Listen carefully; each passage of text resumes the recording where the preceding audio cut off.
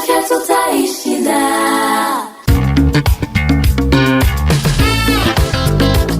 Métissage, Jean-Marc Matouak.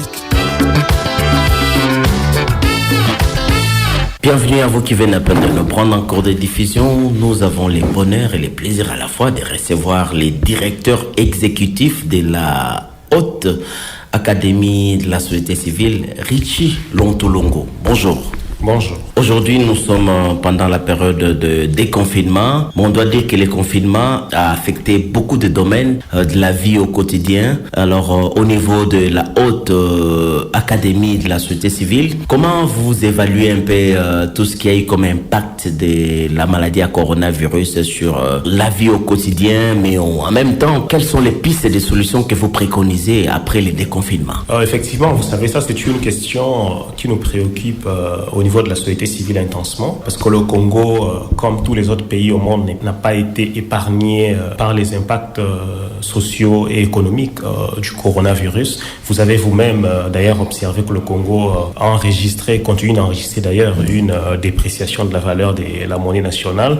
Vous avez aussi effectivement le prix qui continue, bien que nous tentons de gérer maintenant, mais qui continue de grimper au niveau du marché. Ça, ce sont des impacts qui avaient été inévitables pour tout le pays du monde. Et vous savez, lorsque vous êtes dans un pays comme le Congo, à économie totalement extravertie, qui dépend des importations, vous êtes encore beaucoup plus secoué par ces genres d'impacts économiques, de crises financières et économiques.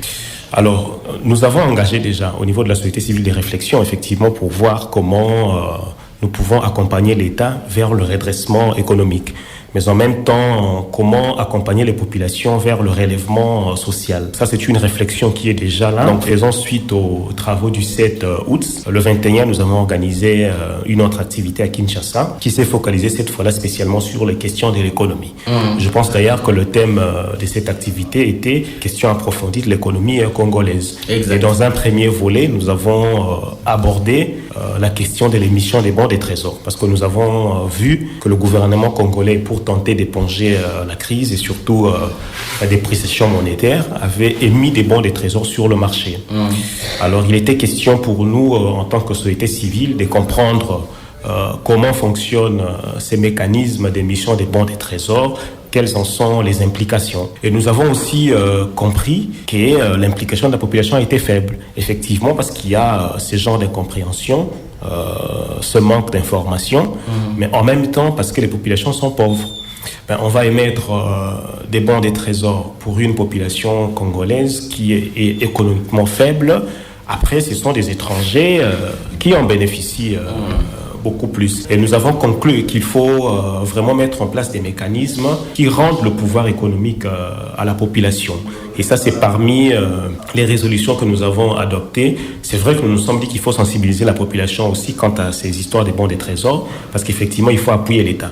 Plutôt que l'État puisse imprimer, plutôt que l'État fasse la planche à billets qui augmente la masse monétaire sur le marché, il vaut mieux appuyer l'État en achetant ces bons des trésors. Donc, vous ramenez l'argent au niveau de l'État. Mais avec quelle population? Avec quels moyens? Donc, il faut, sur le moyen terme, sur le long terme, prendre des mesures économiques qui rendent le pouvoir économique à la population, créer davantage d'emplois, faire tous ces genres de choses. Nous avons analysé en premier volet cette question qui était assez urgente et nous sommes en train de préparer d'autres sujets que nous devons discuter. Et après cette série de réflexions, il y a des actions qui seront entamées à différents niveaux. Pour ceux qui nous prennent en cours de diffusion, nous recevons Richie Lontolongo, qui est le directeur exécutif de la Haute Académie de la Société Civile de la République démocratique du Congo, avec qui nous sommes en train de passer en revue quelques sujets d'actualité en rapport avec les activités de cette Haute Académie. Alors Richie,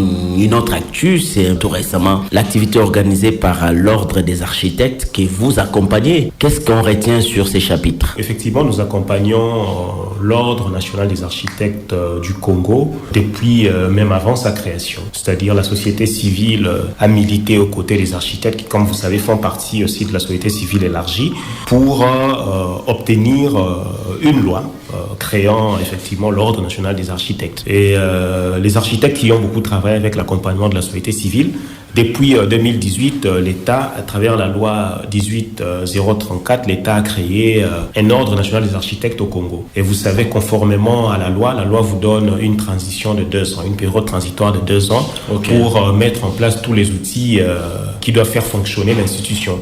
Et ils y ont travaillé depuis 2018 et ils sont en train d'aller vers le parachèvement de ces travaux. Et vous savez que la dernière phase dans ces travaux, c'est effectivement organiser des élections pour mettre en place un conseil national élu qui aura, conformément à la loi, un mandat de 3 ans. Donc vous avez les bureaux en cours dirigés par l'architecte Brunel Joseph Guibale qui a intensement travaillé tant pour l'obtention de la loi que pour sa mise en place, qui dirige le bureau en cours. Donc, ils vont organiser des élections qui vont mettre en place un bureau élu. Et donc, comme vous savez, le samedi 5 septembre, nous avons effectivement accompagné aussi l'ONA.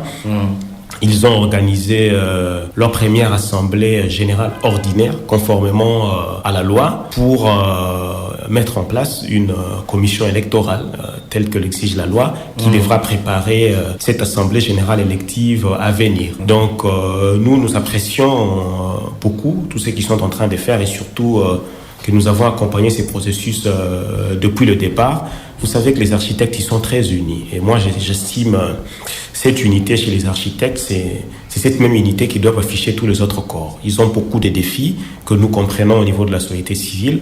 Vous avez des architectes étrangers qui viennent au Congo, qui prennent des marchés sans pour autant passer par l'ordre des architectes, alors que la loi est claire qu'aucun architecte étranger ne peut exécuter des marchés en RDC sans que ses capacités aient été avérées, sans qu'il ait eu l'autorisation de l'ordre des architectes. Vous avez tout ce problème-là, la barrière politique. Vous savez, toutes ces autorités qui préfèrent traiter avec des étrangers plutôt que de traiter légalement avec l'ordre des architectes. Plutôt que de les respecter intégralement, vous avez tous ces problèmes d'inondation au Congo, des constructions anarchiques.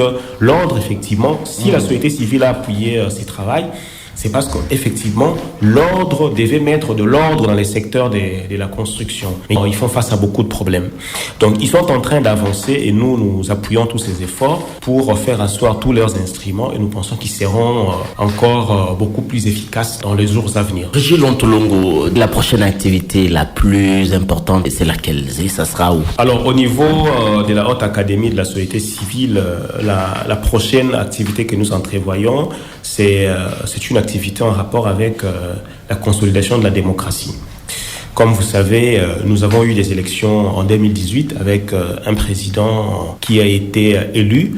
Nous, en tant que Haute Académie de la société civile, nous considérons cette période de 2018 à 2023 comme une transition politique. Et nous pensons que si tout se passe bien avec cette transition politique, le Congo sera parti. La démocratie va s'installer définitivement au Congo. Il n'y aura pas de retour en arrière. Donc nous avons maintenir ces processus politiques jusqu'à 2023, c'est un enjeu de taille qui appelle justement à l'implication de tout le Congolais. Il ne faut pas qu'un événement malheureux vienne ramener le Congo à une crise politique majeure. Ça, nous devons l'éviter. Donc nous préparons cette activité sur la consolidation de la démocratie qui va connaître la participation des responsables des organisations de la société civile tant au niveau de Kinshasa qu'au niveau des provinces pour qu'ensemble en tant que société civile puissions donner une orientation au pays, puissions dire aux politiciens et tant aux citoyens congolais comment nous devons voir les choses jusqu'en 2023. Donc ça, c'est une activité majeure que nous sommes en train de prévoir. Mais en même temps, nous sommes, au niveau interne, en tant qu'organisation, nous sommes dans la réflexion. Peut-être que nous en parlerons profondément dans les jours à venir. Mais nous sommes en train de réfléchir sur la transparence dans la prise des décisions ou de lois au niveau du Parlement congolais. Comme vous savez, les députés, qu'ils soient provinciaux ou nationaux, sont élus par la population avec un mandat clair, d'aller les défendre. Et ces députés doivent à chaque fois revenir vers ces populations pour leur rendre compte. Et d'ailleurs, suivant la constitution congolaise, ces députés, avant de prendre une décision au Parlement, doivent aller vers leur base pour leur poser la question. Voilà, nous voulons voter telle loi. Voilà son bénéfice. Qu'est-ce que vous dites? Ils disent, votez oui pour nous ou votez non.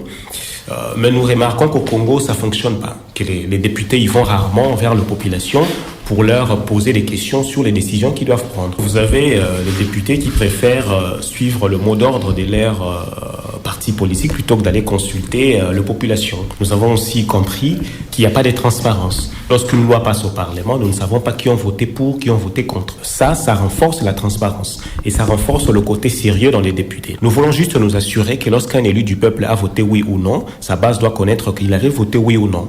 Aujourd'hui, il n'y a pas cette transparence, ce qui permet d'ailleurs aux députés de prendre les décisions telles qu'ils veulent le prendre sans consulter leur base. Donc nous voulons que dans le cadre de la modification constitutionnelle, que nous puissions insérer, amender effectivement cet article qui donne mission aux députés, que nous puissions amender l'un de ces articles pour dire que les noms de tous les députés qui votent oui ou non sur une matière législative doivent être enregistrés sur le journal du Parlement. Ce qui permet à la population d'accéder, de savoir qui avait voté oui. Je pense qu'aux États-Unis, c'est comme ça. Je m'inspire principalement de la Constitution américaine qui prévoit, en son article 9, cette disposition-là, qui prévoit effectivement cette transparence. Que tous les députés qui votent oui ou non sur une matière législative, leurs noms doivent être entrés au journal du Parlement. La population a le droit de savoir que mon député avait voté oui pour telle question et à lui poser la question « Pourquoi tu as voté oui ?» La population a le droit de savoir que mon député a voté non sur telle matière. Pourquoi a-t-il voté non? Il doit expliquer à la population. Là, nous allons nous assurer que les intérêts des populations ne soient pas divergents aux appétits politiques. Donc ça, c'est une réflexion que nous sommes en train de faire. Et nous pensons que dans les jours à venir, nous allons engager davantage de réflexions dans ça. Lorsqu'on parle des modifications constitutionnelles, nous, on veut que ce soit des débats qui soient beaucoup plus tangibles, qui touchent vraiment au bon fonctionnement des institutions. Comment faire pour entrer en contact avec la Haute Académie de la société civile que vous dirigez comme directeur exécutif, Richie Lontolongo? Alors, la Haute Académie de la société civile est présente sur toutes les plateformes sociales. Nous sommes sur Facebook. Si les gens cherchaient Haute Académie RDC, c'est sur Facebook. Nous sommes sur Twitter. Nous avons une ligne directe sur WhatsApp aussi. Nous avons un site internet hautacadémie-rdc.org où les populations peuvent suivre en temps réel les activités de la société civile. Nous avons aussi la radio Okapi où les gens peuvent nous atteindre facilement s'ils téléphonent la radio Okapi. Nous avons aussi une ligne de téléphone fixe qui est les 081 62 61 029. 081 62 61 029. Donc à travers cette ligne, les gens peuvent nous avoir facilement. Et par mail? La Haute Académie effectivement a son adresse aussi qui est hauteacadémie@gmail.com. hauteacadémie@gmail.com. Métissage, Jean-Marc Matouak.